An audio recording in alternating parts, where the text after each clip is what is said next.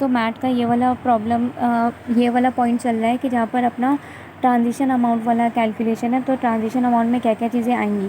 तो transition amount में आता है क्या चीज़ कि एग्रीगेट जो भी बैलेंस होना चाहिए कहाँ पर, अदर इक्विटी का। तो अगर एग्रीगेट बैलेंस जो भी होता है अदर इक्विटी का आपको लेना है, उसमें से हम लोग को माइनस करना होगा capital reserve and security premium.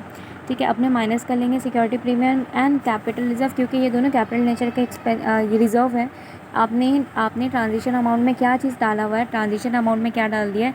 आप कह रहे हो ट्रांजिशन अमाउंट पूरा पूरा लेंगे, तो ट्रांजिशन अमाउंट होता है क्या है। तो आप कैपिटल जो हम लोग का लाइबिलिटी साइड में जो भी कैपिटल्स होते हैं इक्विटी एंड लाइबिलिटीज़ में, इक्विटी जो भी होता है उसमें क्या होता है, पहले शेयर कैपिटल होता है, जो भी शेयर कैपिटल होता है। तो शेयर कैपिटल को ट्रांजिशन अमाउंट का हिस्सा नहीं माना गया। ट्रांजिशन अमाउंट में किसको माना गया है, अदर इक्विटी को। शेयर कैपिटल को नहीं माना गया, सिर्फ अदर इक्विटी को माना गया। और अदर इक्विटी का भी बैलेंस कब का लेंगे हम लोग, सिर्फ ऑन कन्वर्जेंस डेट का देखेंगे, जिस दिन आपने 101 अकाउंटिंग किया है। कन्वर्जन डेट में हमने अदर इक्विटी का बैलेंस देखना होगा, उसमें से माइनस करेंगे अपने दो कैपिटल नेचर के रिजर्व, जो कि सिक्योरिटी प्रीमियम होगा और एक कैपिटल रिजर्व होगा। इन दोनों को अदर इक्विटी में से माइनस कर लेंगे। उसके बाद हम लोग इन दोनों को जब माइनस कर लिया, उसके बाद अपने को बोलते हैं, हमारा नेक्स्ट आता है क्या चीज़, उसके बाद अपना आता है कि हम लोग कुछ कुछ आइटम्स को यहाँ पर इंक्लूड ही नहीं करेंगे।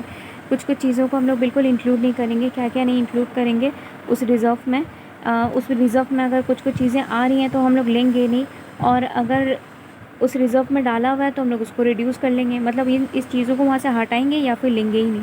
ऐसे ही दो एडजस्टमेंट करेंगे। पहला कि अगर कोई भी OCI का बैलेंस है जो कि रिक्लासीफाइबल टू P&L है, ये कौन सा वाला बैलेंस है, कोई भी OCI का बैलेंस होता है ना, अदर कम्प्रीहेंसिव इनकम जो होता है, उसमें आप क्या बोलते हैं कि एक रिक्लासीफाइबल टू P&L होता है और एक नॉट रिक्लासीफाइबल। तो नॉट रिक्लासीफाइबल को हम लोग ऑलरेडी वहाँ पर अलग से दिखाई रहे इंडेक्स, इसके ठीक पहले वाले कैलकुलेशन में हमने ऑलरेडी उसको दिखाया ही हुआ है। तो अभी जो है ऑलरेडी जो अपने दिखा दी है, तो उसको हटाओ जो नॉट रिक्लासीफिएबल है। बट जो ऑलरेडी क्लासीफिएबल है ना, ये वाला बैलेंस आप रिक्लासीफाई करते हैं P&L में, तो ये जिस साल में आप रिक्लासीफाई करेंगे उस साल में P&L का पार्ट बन जाएगा। तो इसलिए उसको आज हम टैक्स नहीं लेंगे, उसको हम लोग नहीं इंक्लूड करेंगे। ठीक है, आज हम उसको इंक्लूड नहीं करेंगे। जब हम लोगों का वो ऑलरेडी जब टैक्स होगा, रिक्लासीफाई होगा P&L में, तभी हम लोग उसको टैक्स, तभी उसको हम लोग अपने इनकम मानेंगे, उस पर टैक्स देंगे।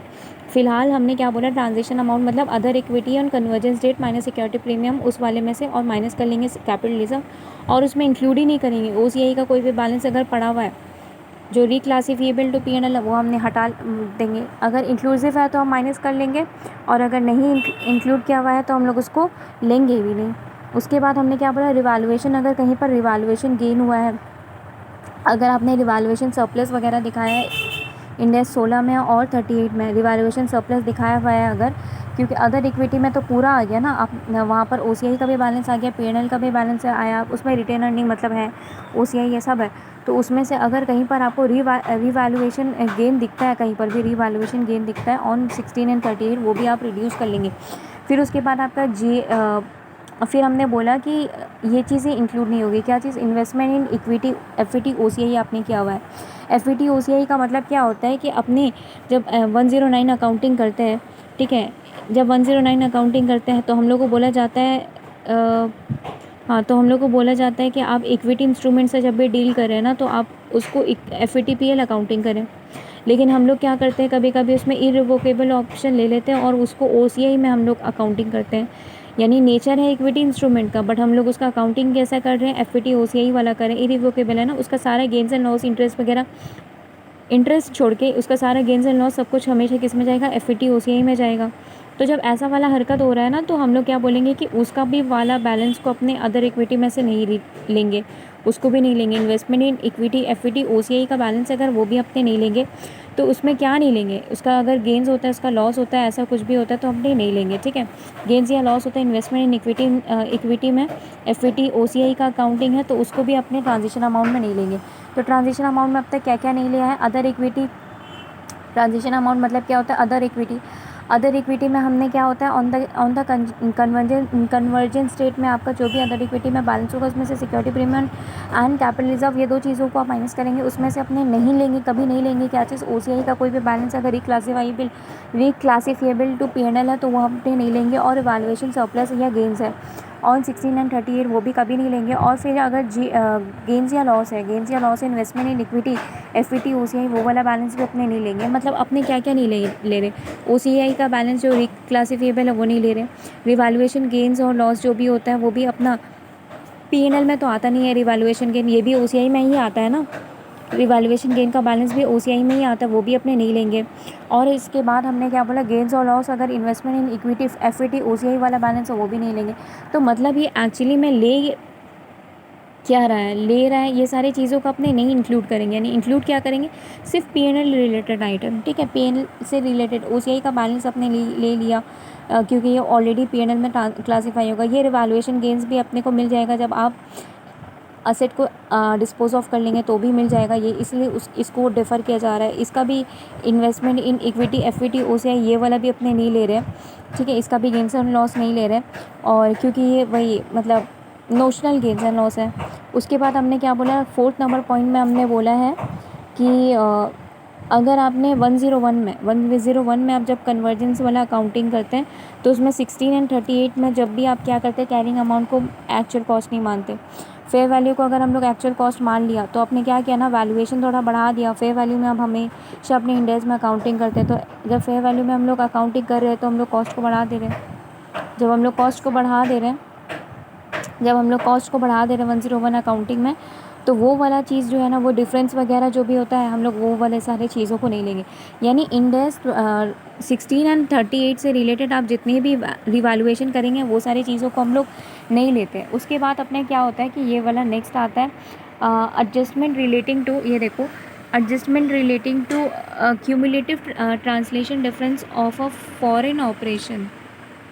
आई थिंक ये वाला, एक सेकेंड ना, वो वाला पढ़ा नहीं ना, सब्सिडी। अच्छा ये वाला पहले पढ़ना है, E adjustment relating to investment in subsidy. आपने सब्सिडी में इन्वेस्टमेंट किया है, ठीक है, JV में और एसोसिएट में इन्वेस्टमेंट किया है, रिकॉर्डेड एट फेयर वैल्यू में आपने किया है एज अ डीम्ड कॉस्ट। आपको इंडेस 28 क्या बोलता है ना, 28 बोलता है कि आपने सब्सिडी JV, ये तो चलो कंसोलिडेशन आएगा इसमें 110। JV एंड एसोसिएट में आपने जब भी अकाउंटिंग करना होता है ना, इक्विटी मेथड लगाना पड़ता है। इन दोनों में तो इक्विटी मेथड लगता है और इसमें तो पूरा का पूरा नेट आइडेंटिफिएबल एसेट आता है। तो जो भी केसेस हुआ, कुछ भी केसेस हुआ, आपने किसी भी तरह से इन लोगों में इक्विटी नहीं डाला, या इसमें तो ऑलरेडी हमने फेयर वैल्यू में ही लेते हैं सारे ट्रांजेक्शन्स, सारे एसेट्स। तो इसमें किसी में भी आपने फेयर वैल्यू को ही डीम कॉस्ट बनाया, यानी आपने ओवर वैल्यूएशन किया है, आपने चीज़ों का कॉस्ट ज़्यादा बताया इन अकाउंट्स विद D5, पता नहीं है कुछ एक पैरा वैरा है इंडेस 101 में। ऑन कन्वर्जेंस डेट, जब भी आप किस चीज़ का रिवैल्यूएशन को, मतलब फेयर वैल्यू को अगर आप कॉस्ट बताते हैं ना, फेयर वैल्यू को, तो वो वाली चीज़ों को हम लोग क्या करते हैं, इग्नोर करते हैं। फेयर वैल्यू का जब आप डाल रहे हो तो वो वाली चीज़ों को हम लोग नहीं लेंगे। किस में नहीं लेंगे, इस वाले में नहीं लेंगे, ठीक है, इस वाले में हम लोग नहीं लेंगे। फिर उसके बाद आता है पॉइंट नंबर E, बोलता है E तो हो गया। पॉइंट नंबर F क्या बोलता है यहाँ पर, F बोलता है कि एडजस्टमेंट जो भी हुआ है relating to cumulative translation difference. आपका क्यूमुलेटिव ट्रांसलेशन डिफरेंस हुआ है फॉरेन ऑपरेशन वाला। ये हम लोग जो पढ़ते नहीं है इंडेस 21, उसमें आप लोग कुछ भी डिफरेंस निकालते हैं वो वहाँ पर से आता है। तो इसमें क्या बोल रहा है कि अगर आपने cumulative translation difference foreign operation का किया है और 101 के हिसाब से कन्वर्जेंस डेट में किया है, तो वो भी आपने ये जो भी डिफरेंस निकाला वो भी आपको इग्नोर करना, मतलब उसको भी आपको नहीं लेना है, ठीक है, ये भी आपको नहीं लेना है, ठीक है।